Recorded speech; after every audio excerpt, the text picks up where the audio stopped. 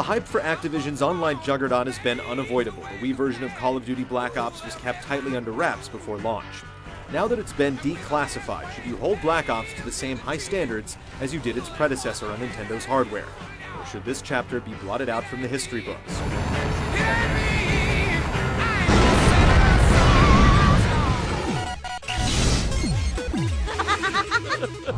Kilo 1, the road is hot. Exit through the rear of the building. Black Ops' 60s-era plot follows an unconventional path. The story starts out with Special Forces soldier Alex Mason enduring a brutal interrogation by shadowy figures.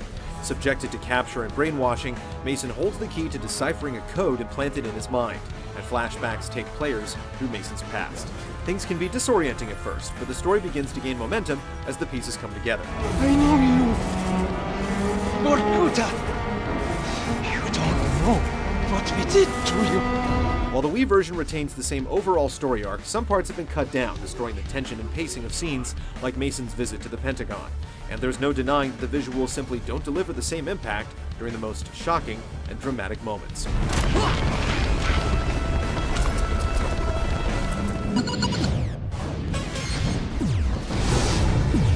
Allow me to introduce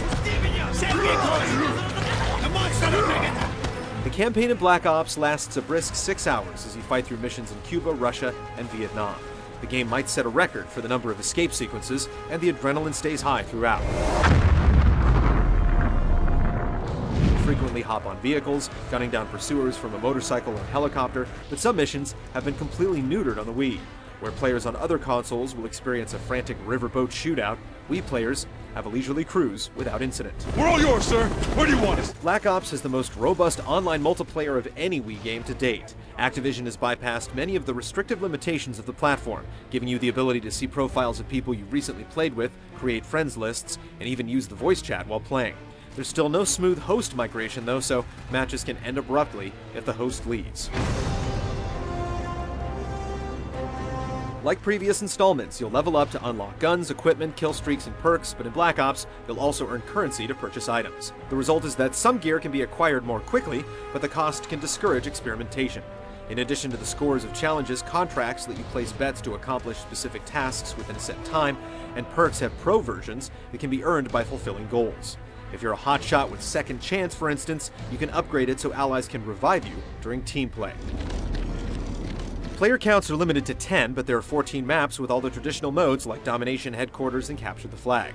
Wager matches let you bet in-game currency in separate game types, like Gun Game and Sticks and Stones, mixing up standard death matches with fun variations. Meanwhile, World at War Zombies return, letting you team up to survive an undead onslaught, using your score to purchase new weapons and unlock new sections of the map. The one problem with having so many options, however, is that the Wii's smaller player base makes it tough to get matches going in some of the less popular modes. While the package is impressive, not everything carries over. Kill cams, camera spikes, and the theater are all missing, so you won't be able to bask in the glory of your exploits.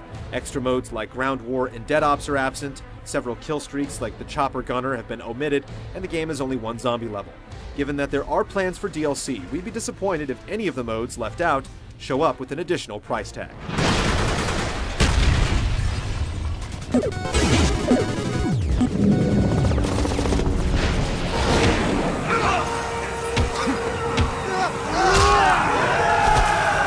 Even if you've played other Wii shooters, it can take some time to adjust in Black Ops. Aiming down the sights isn't as sticky as in GoldenEye, requiring more precision, and you'll likely need to experiment with the settings a bit to find a sweet spot.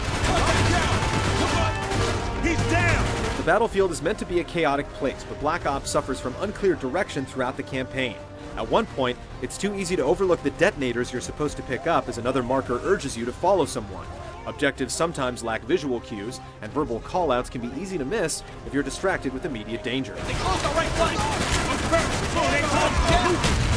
Take that fire!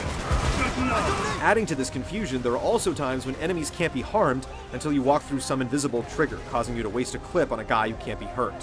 There's not as much feedback when you're dangerously low on health, so death can come unexpectedly, and there's no death animation, just a jarring black or white screen.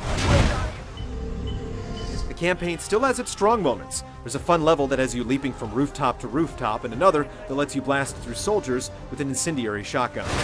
Lima 9er, I got eyes on X-ray. It's just a shame that there isn't a consistent level of polish throughout.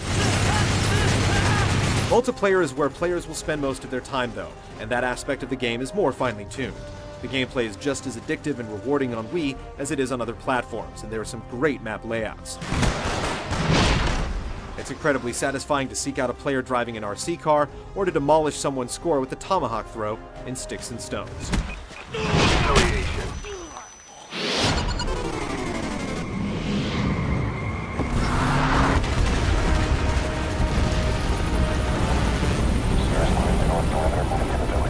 In more limited situations, it's impressive how closely Treyarch replicated Black Ops for the Wii.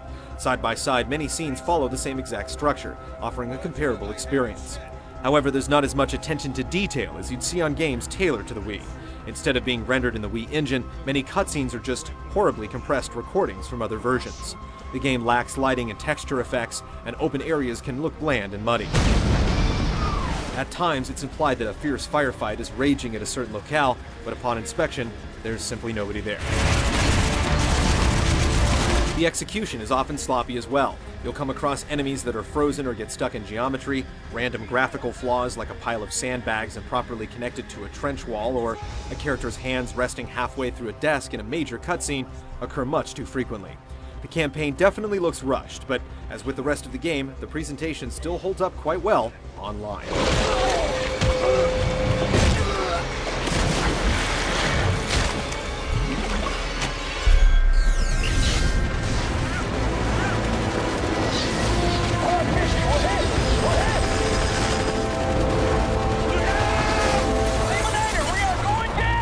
Call of Duty Black Ops for the Wii is a two-headed beast. The single-player game has its high points, but it's an inconsistent facsimile of its HD counterparts. Meanwhile, the multiplayer is a huge step forward for the platform, despite the absence of a few features. Call of Duty Black Ops delivers the Wii's best online experience yet. Whether this version is your only option, or if you just simply have an itch to test your skills with the Wii Remote, you're in luck.